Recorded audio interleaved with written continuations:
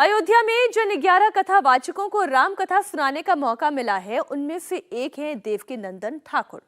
देवकीनंदन ठाकुर का कब से राम कथा का वाचन शुरू होगा, उनके लिए भगवान राम की आस्था क्या है, राम मंदिर को लेकर हो रहे विरोध पर देवकीनंदन ठाकुर क्या सोचते हैं, इसे लेकर हमारे संवाददाता टी राघवन ने उनसे बात की। बातचीत के दौरान देवकीनंदन ठाकुर ने दावा किया कि मथुरा में मंदिर तोड़ने के बाद केशव जी की प्रतिमा आगरा के जामा मस्जिद में सीढ़ियों के नीचे दबाई गई है, ताकि लोग वहां से गुजरे और हिंदुओं की भावनाओं का अपमान हो। सुनिए कथावाचक देवकीनंदन ठाकुर से पूरी बातचीत। देश के प्रसिद्ध कथावाचक देवकीनंदन ठाकुर जी हमारे साथ मौजूद हैं। सर, अब ये बात चरितार्थ हो रही है कि भगवान राम आ रहे हैं। ये विचार जब आपके मन में आता है तो किस तरह का एहसास आपके हृदय में होता है? एक सबसे पहले तो इंडिया टीवी के सभी व्यूअर्स को मेरा प्यार भरा राधे राधे, जय श्री राम। मैं आप सब से एक बात कहना चाहूँगा कि भगवान श्री राम जो है ना, सभी जनमानस को इस संसार में, एक चौपाई से शुरू करूँगा मैं, इस संसार में कोई व्यक्ति ऐसा नहीं है जो राम की बुराई कर पाए। बुराई करने के लिए भी ना कोई चीज चाहिए। और रामायण में भी एक चौपाई है, बैरी हूँ राम बड़ाई करहीं। राम का चरित्र कैसा है, राम का स्वभाव कैसा है, राम का व्यवहार कैसा है। राम का व्यवहार ऐसा है कि शत्रु भी उनकी प्रशंसा करते हैं। ये मतलब खरदूषण गए थे भगवान श्री राम से लड़ने के लिए, जब शूर्पणखा की नाक काटी तो खरदूषण गए, और खरदूषण जब राम को देखते हैं तो पता है वो लोग क्या कहते हैं, बद लायक नहीं पुरुष अनुपा। ये जो पुरुष है ना, हमने नाग नर किन्नर देवता सब देखे, यद्यपि भगनी कीन कुरूपा, यद्यपि इसने मेरी बहन की नाक काटी है, बावजूद उसके भी ये बध के योग्य नहीं है। तो ऐसा कौन हो सकता है? बैरी राम बड़ाई करें। और आज भी मैं कई बार टीवी चैनलों पर देखता हूँ, हमारे मुसलमान भाई भी, एक बहुत बड़े नेता हैं जम्मू कश्मीर के, बुजुर्ग हो गए, नाम मुझे याद नहीं आ रहा है क्या नाम है उनका। उन्होंने कहा कि राम सिर्फ हिंदुओं का देवता नहीं है, राम पूरे विश्व का राम है, पूरी, क्योंकि वो विश्वम्भर हैं। तो एक मुस्लिम लीडर, वो भी कश्मीर जैसी जगह का लीडर, अगर इस बात को एक्सेप्ट करता है कि राम पूरे विश्व के लीडर हैं, मतलब विश्व को ईश्वर हैं, तो ये कोई साधारण बात है? ये गुण सिर्फ राम में ही हो सकता है, जिसके सभी लोग पूजा करते हैं और मान्यता करते हैं। तो ऐसे भगवान श्री राम आ रहे हैं 500 वर्ष बाद। तो हम सबका सौभाग्य है, और हम सबको वो सौभाग्य दीपावली के 1000 गुना ज़्यादा मनाना चाहिए। आपने ये भी कहा कि आप बहुत कुछ बड़ा उस दिन अयोध्या में करने जा रहे हैं। हमारे दर्शकों को बताइए कि आप क्या करने जा रहे हैं। देखिए, सबसे पहले तो हमारे उत्तर प्रदेश के यशस्वी मुख्यमंत्री श्री आदित्य योगी जी, जिन्होंने, उनके सांस्कृतिक विभाग ने हमसे संपर्क किया और हमें ये सौभाग्य मिला कि हम 15 तारीख से लेकर 23 तारीख तक अयोध्या में राम कथा करें। अयोध्या में, मतलब कथा तो वो हर एक डिस्ट्रिक्ट में करा रहे हैं, लेकिन मुझे ये सौभाग्य मिला कि मैं 15 तारीख से अयोध्या में राम कथा करूँगा, और उस समय भगवान श्री राम आ रहे होंगे। तो मुझे वो पल याद आ गए जब हम प्रयागराज में थे, ये शायद 11-12 की बात है, प्रयागराज में थे जब हम 1 लाख लोगों के साथ संगम गए थे। इसलिए यात्रा करी थी कि राम मंदिर बन जाए, और फिर कानपुर में यात्रा करी 12-13 में, किस लिए? बोले राम मंदिर बन जाए, ये प्रार्थना करी प्रयागराज से या सनातनियों से। तो भगवान श्री राम ने मुझे वो अवसर दे दिया कि तू थोड़ा बहुत चला था ना पैदल, इतना ही किया, इससे ज़्यादा तो कुछ मैंने किया ही नहीं। तो राम जी ने कहा कि नहीं, तू यहाँ आ जा और मुझे कथा सुना। तो ये सौभाग्य मुझे देने के लिए श्री योगी जी का बहुत बहुत साधुवाद, सांस्कृतिक विभाग का बहुत बहुत साधुवाद, आदरणीय मोदी जी का बहुत बहुत धन्यवाद कि वो इतना बड़ा उत्सव कर रहे हैं। इतना बड़ा उत्सव नहीं करते तो मुझे कथा कहने का सौभाग्य नहीं मिलता है। तो मोदी जी ने इसको विश्वव्यापी उत्सव बना दिया है। तो इसके लिए मुझे वहाँ राम कथा कहने का मिलेगा अवसर। तो मैं सिर्फ रामचरितमानस से नहीं कहूँगा, अन्य अन्य जो रामायण है, रामायण सतकोट अपारा, उसमें आनंद रामायण आ गई, उसमें वाल्मीकि रामायण आ गई, उसमें राधेश्याम रामायण आ गई, उसमें और भी संतों की मान्यताएं हैं, तो उन कथाओं का एक सौभाग्य मुझे मिलेगा वहाँ गान करने का, तो ये मेरे लिए बहुत बड़ी बात है। आपके फॉलोअर्स महाराज जी ये भी लगातार कहते हैं कि अब इस बात की भी चर्चा होने लगी है कि अब अयोध्या तो हो गया है, अब मथुरा और काशी बाकी है, अयोध्या सिर्फ एक झांकी है और आपका उसमें बड़ा योगदान रहा है मथुरा के केस की अगर हम बात कर लें। आपके जो बयानों का विरोध करते हैं उनका ये कहना है कि आप संत समाज से होने के बावजूद समाज को बांटने का काम कर रहे हैं, आप भ्रम फैला रहे हैं उस जगह पर जहाँ पर ऑलरेडी एक किसी धर्म विशेष की जगह है और आप वहाँ पर लोगों में भ्रम फैलाने की कोशिश कर रहे हैं। जो लोग ऐसी बात करते वो मुझे जानते नहीं, वो मेरे विषय में गलत जानकारी रखते हैं।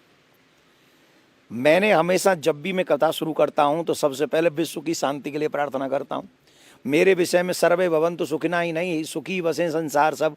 मैं यहाँ से अपनी भागवत कथा प्रारंभ करता हूँ और हजारों लाखों लोग मेरे सामने होते हैं, वो भी इसी प्रार्थना को करते हैं। तो मैं भ्रम फैला कहाँ रहा हूँ? भ्रम तो ये है कि अयोध्या पे बोले तुम कहते थे हमारी है, अब किसकी हो रही है? काशी में भी तुम कहते हो कि हमारी है, लेकिन जो जांच हुई है उसको सार्वजनिक मत करो। क्यों कर रहे हो भाई सार्वजनिक मत करो? क्यों बोल रहे हो? सुप्रीम कोर्ट तक चले गए तुम लोग। सार्वजनिक करेंगे तो दूध का दूध पानी का पानी, जो वहाँ है वही तो रिकॉर्ड किया गया है। ऐसा तो नहीं है कि जांच करने वाले लोग अपने दीवार लेके गए थे और उन्होंने वहाँ चिपका दी, ऐसा तो नहीं हुआ ना। वहाँ जो चीज़ थी उसी की फोटोग्राफी हुई, उसी की वीडियोग्राफी हुई, उसी के तथ्य लिए गए। फिर आप कैसे चले गए कि नहीं इनको मत करो बाय?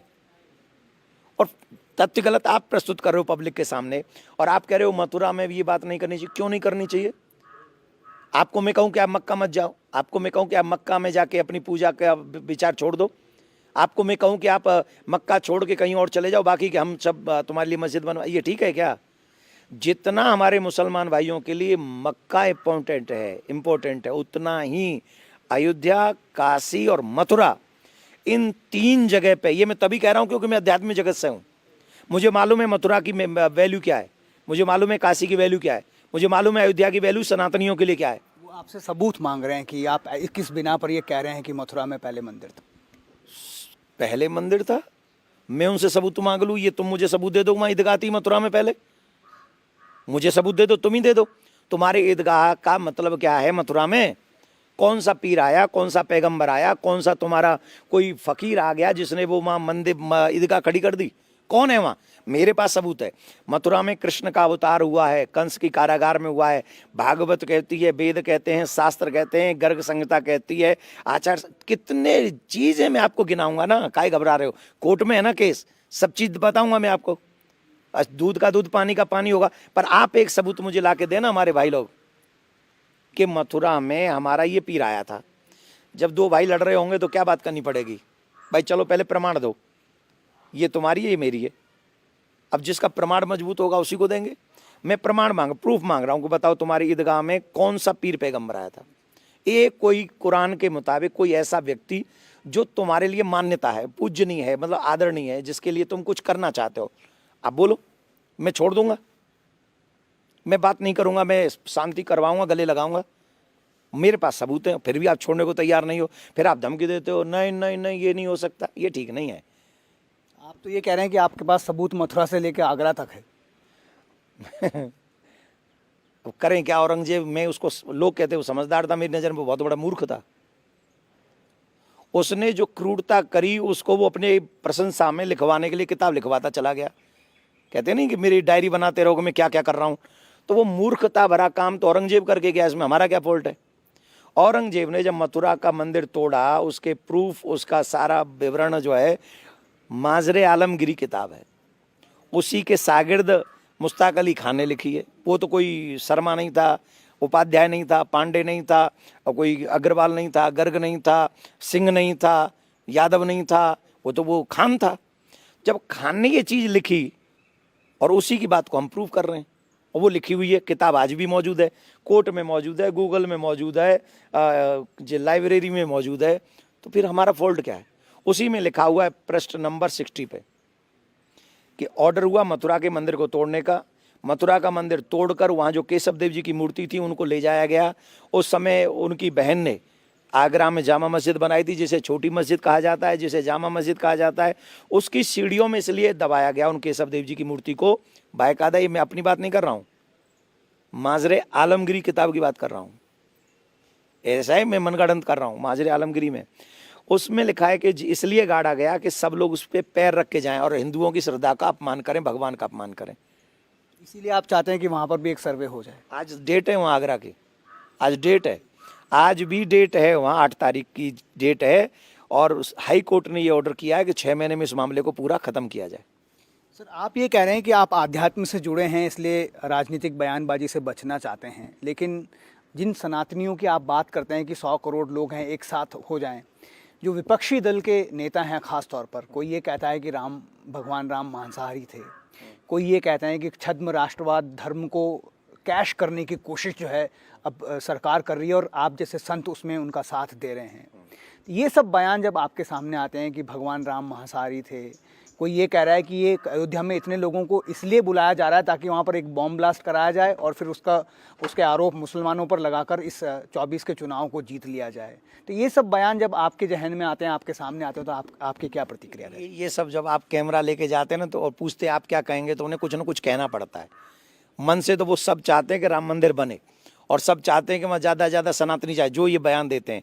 हाँ, पर जो लोग कहते हैं कि राम मांसाहारी थे, वो मूर्ख आदमी है।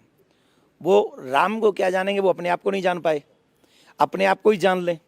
आप राम पर प्रश्न चिन्ह लगा रहे हैं, ये ठीक नहीं है। मैं तो इसीलिए कहता हूँ कि कानून बनना चाहिए ईश निंदा। जो भी अध्यात्म, हम अगर किसी की बुराई करें किसी देवी देवता की, तो वो कानून हम पे लागू हो। और हमारे देवी देवताओं का कोई अपमान करे, हमारे ग्रंथों का अपमान करे, हमारे संतों का अपमान करे, तो ये उस पर भी लागू होनी चाहिए। राम मांसाहारी हैं ये कहना कितना आसान है? प्रॉफिट मोहम्मद के लिए कुछ कह पाओगे? हिम्मत है? तुम्हारी माँ ने दूध पिलाया तो बोल के दिखाओ ना प्रॉफिट मोहम्मद के लिए। मेरे मन में उनके लिए सम्मान है, मैं उनके लिए कोई अपशब्द नहीं बोल रहा। जीसस के लिए बोल सकते हो कुछ? बोल के दिखा दो जीसस के लिए कुछ। नहीं बोल पाओगे ना? क्यों नहीं बोल पाओगे? क्योंकि पता है अगर उनके लिए बोल दिया ना तो घर में रहना भी सुरक्षित नहीं है। और हमारे लिए तुम इसलिए बोल देते हो क्योंकि ये सुन लेंगे, चुप बैठ जाएंगे, घर बैठ जाएंगे, कायर हैं, बुज़दिल हैं हिंदू। मैं हिंदू धर्म गुरु हूँ ना, सनातन धर्म गुरु हूँ। मेरा मकसद है कि मैं अपने भारतीय सनातन परंपरा को मानने वाले लोगों को जगाऊं और उन्हें बताऊं कि ये सत्य और ये असत्य है। भगवान श्री राम की बात छोड़िए, वाल्मीकि रामायण में ये प्रूफ है, बाकायदा भगवान वाल्मीकि जी ने लिखा है। रघुवंश में मांस खाना तो छोड़ दीजिए, कोई लहसुन प्याज नहीं खाता। वो रघुवंशी नहीं जो मदिरा पान करता हो और जो मांस खाता हो। वो रघुवंशी हो ही नहीं सकता जो मांस और मदिरा को हाथ लगाता हो। माय डियर, ये है रघुवंश और ये वाल्मीकि रामायण है। इन जैसे पटोलियों की कोई रामायण नहीं उठा लाया मैं, वाल्मीकि रामायण की बात कर रहा हूं, जो भगवान श्री ब्रह्मा के समान है वाल्मीकि ऋषि। तो इन लोगों की मूर्खता भरी बातों से उन्हीं का नुकसान होना है, मेरा कुछ होना नहीं। आना, वेट एंड वॉच। मतलब मैं ये कहूँ कि इनडायरेक्ट वे में मुझे कहना नहीं चाहिए, राजनीतिक विषय है। वो अपने ही पैरों में कुल्हाड़ी मार रहे हैं। जितना राम का अपमान करेंगे उतने ही नीचे गड्ढे में आप जाओगे, चाहे वो आप हों चाहे मैं हूं। मैं किसी पर्सनल व्यक्ति की नहीं कह रहा हूं, मैं भी राम का विरोध करूंगा। अरे राम का विरोध करके रावण मर गया यार। रावण की सोने की लंका थी, काल को पार्टी से बांध रखा था, अग्नि रसोईया था, पवन वारू लगाता था, इंद्र चमक ढुराता था, ऐसा था रावण। और कुछ नहीं हुआ रावण को। मर कब गया? जब राम का विरोध किया। राम का विरोध करने वाला न कोई बचा था न बचा है, आगे भी करोगे तो बचेगा भी नहीं। तो ये आप सोच लीजिए कि आपको मिटना है तो राम का विरोध करिए, और अगर आपको बने रहना है तो आप राम का सम्मान कीजिए। और हम भारत में रहते हैं, भारत में राम भगवान हैं, और भगवान का अपमान करके आप भक्तों से अगर चाहें कि वो कुछ आपका सम्मान करें तो वो नहीं करेंगे।